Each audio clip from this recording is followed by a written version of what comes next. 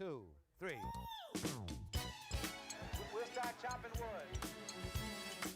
Quincy Jones, producer Quincy Jones. The winner is Quincy Jones. To my house. I'd met him when he was 12 at Sammy's house, when he was about 12 years old.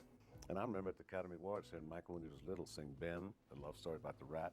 Imagine a music partnership so powerful that it defined an era. Michael Jackson and Quincy Jones didn't just create songs. They crafted anthems that shattered records, influenced generations, and redefined what pop music could be. Together, they produced Off the Wall, Thriller, and Bad, albums that catapulted Jackson into global superstardom and solidified Quincy Jones as one of the greatest producers of all time. Yet, behind the lights, the awards, and the magic, there was a story far more complicated than anyone imagined. Just before his passing, Quincy Jones revealed one last thing, a piece of the puzzle that might explain why he and Michael Jackson ultimately went their separate ways. For years, fans and industry insiders wondered, how could a partnership so successful, one that seemed like pure musical chemistry, suddenly come to an end? Was it simply time for Jackson to move on, or was there more brewing beneath the surface? Rumors of clashing egos, creative disagreements, and financial disputes have surfaced over the years, hinting that the end of their partnership may not have been as smooth as it seemed. Today, we're taking you behind the scenes of this iconic collaboration, exploring the ups and downs that eventually led to their split. From Jackson's growing desire for creative independence to Jones's unfiltered honesty, we'll unravel the layers of a partnership that was both extraordinary and perhaps doomed from the start. Was it the inevitable clash between two towering talents? Or did fame and success bring pressures that even they couldn't withstand? As we uncover the hidden details of their relationship, you might just find yourself seeing the king of pop and his legendary producer in a new light.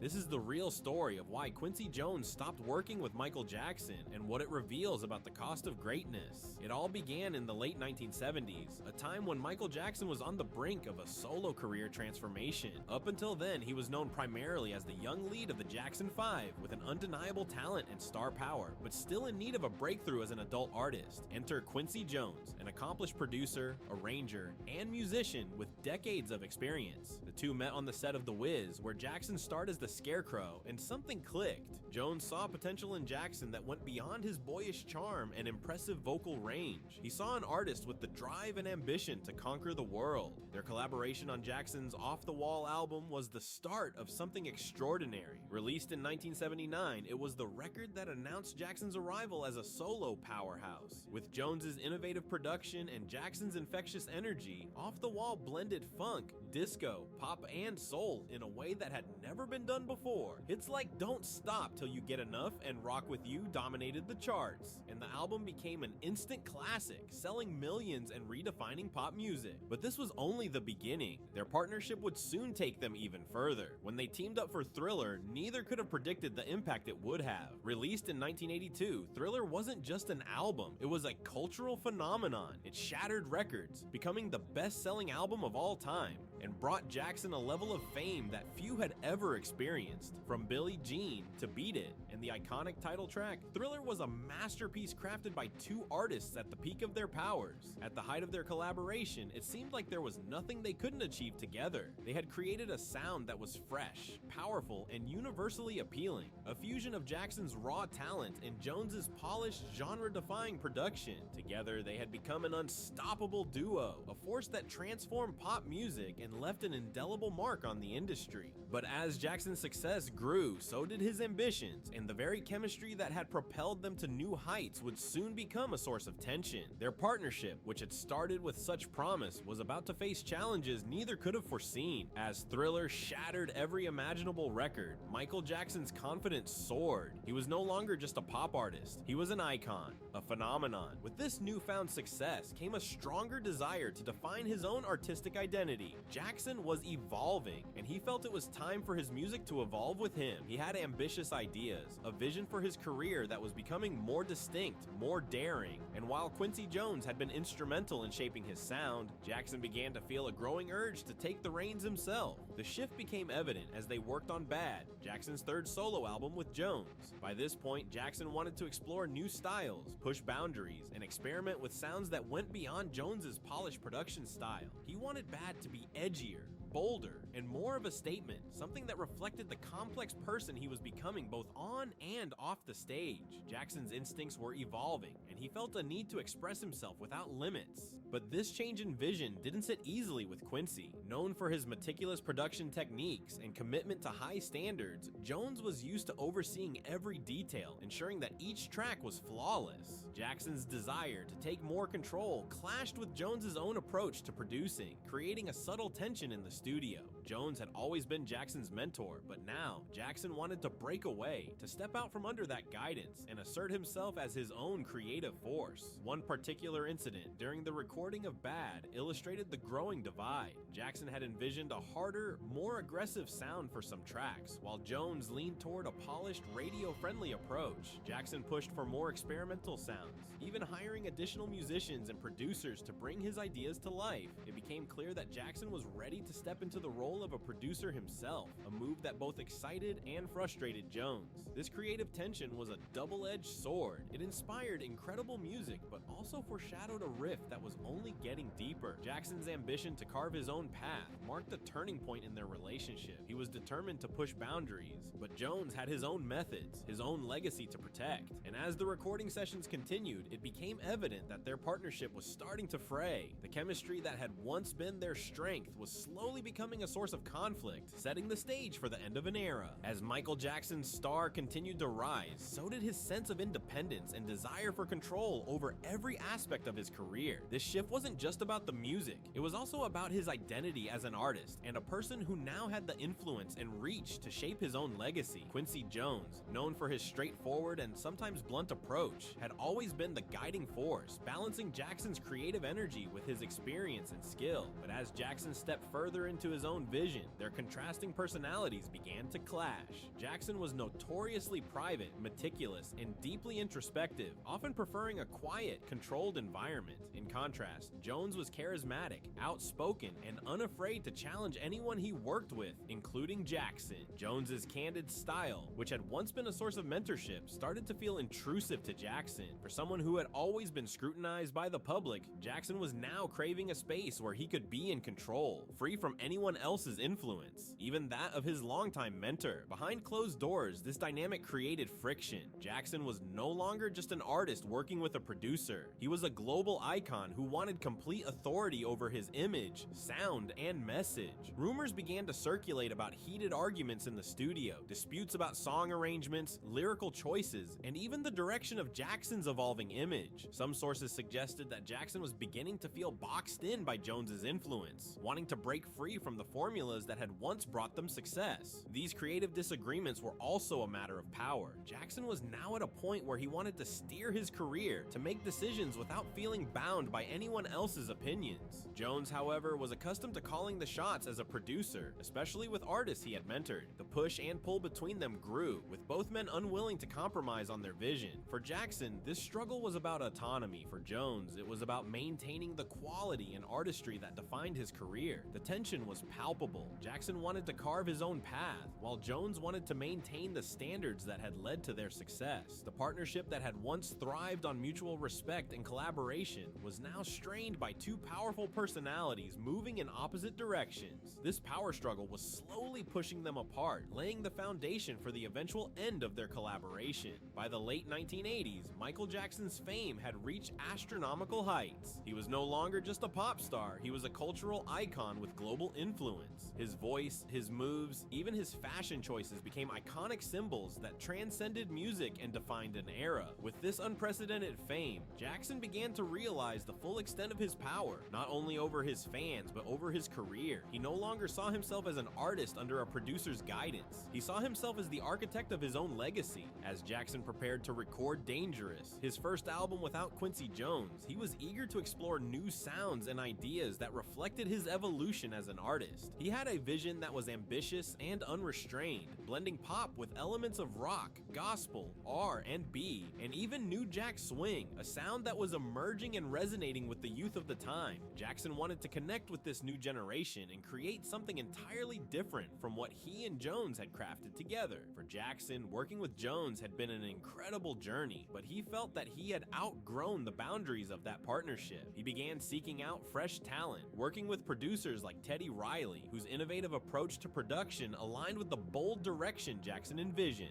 Dangerous would be the album where Jackson fully stepped into his role as a creator, shaping his sound without the familiar influence of Jones. This was a turning point for Jackson. It wasn't just about finding a new sound. It was about establishing his independence, proving to himself and the world that he could create magic on his own terms. For Jackson, this step was essential to his growth as an artist. He was determined to break away from the formula that had defined his previous albums, even if it meant letting go of the partnership that had once made him a superstar. Yet this new chapter was bittersweet. While Jackson embraced his independence, the decision to part ways with Quincy Jones marked the end of a defining era in pop music. The two had created history together, but Jackson felt he had to go his own way to continue evolving. And as he stepped into this new phase, he left behind the very partnership that had shaped his rise to global fame. As Jackson's ambitions grew, so did the complexities of his business ventures. With fame came immense financial stakes, and as he became one of the highest earning artists in the world, managing his wealth and royalties became increasingly important to him. Behind the scenes, rumors began to circulate that Jackson was seeking greater control over his earnings, including tighter control over royalties from his albums with Quincy Jones. This need for financial independence wasn't just about money, it was about autonomy and asserting his control over every part of his career. Some sources claimed that Jackson wanted to renegotiate the financial terms of his relationship with Jones, who had played a major role in producing his most successful albums. Jackson reportedly felt that, given his astronomical success, he deserved a larger share of the royalties and a greater say in how his profits were managed. For Jones, who had invested years of his expertise and creativity into shaping Jackson's sound, this was a challenging proposition. As a producer, Jones had also profited from the incredible success of their albums, but now, Jackson wanted to restructure their financial arrangement in a way that would give him more control. This wasn't an easy topic for either of them. The rumors of financial disputes suggested that the two icons were increasingly at odds over money, a situation that only added to the underlying tension from their creative and personal differences. For Jackson, the financial aspect was part of his larger push for independence. For Jones, it was a matter of recognition and fairness for his role in crafting the hits that had defined Jackson's career. These financial disagreements might seem surprising given their history of success, but they underscored how complex and high stakes their partnership had become. In the end, the tension around money and control became another reason their relationship felt unsustainable. Jackson's desire to move forward on his own terms was growing stronger, and the financial disputes only added one more layer to their eventual split. For both Jackson and Jones, this was a difficult chapter. They had made history together, but now the lines between friendship, business, and creativity were blurred. And as Jackson looked to the future, it was clear that he was ready to leave even the financial ties of their partnership behind, stepping fully into a new era where he would call all the shots. As Michael Jackson prepared to record Dangerous, the writing was on the wall. He was ready to break free from the past and take his career in a new direction, one that no longer included Quincy Jones. This decision marked the end of an era, not just for Jackson, but for pop music itself. For over a decade, the two had crafted songs and albums that redefined the industry, creating a legacy that shaped popular culture. But now, Jackson was determined to prove that he could thrive on his own, without the guidance of the producer who had helped him reach such incredible heights. For Jackson, Dangerous represented a bold new chapter. Working with producers like Teddy Riley, Jackson tapped into a fresh, modern sound that resonated with a younger audience and captured the spirit of the early 1990s. The album was a success, solidifying Jackson's reputation as an artist who could innovate and evolve beyond his established style. While fans missed the magic that Jones brought to his music, Jackson's risk paid off, and Dangerous became another landmark in his career. Quincy Jones, meanwhile, continued to excel in his own right. Freed from the demands of producing Jackson's albums, Jones shifted his focus toward new projects and ventures. He worked with a variety of artists across genres, produced film scores, and even directed an acclaimed documentary series. His career flourished as he expanded his creative influence beyond music, showing the world that he, too, could thrive independently of Jackson.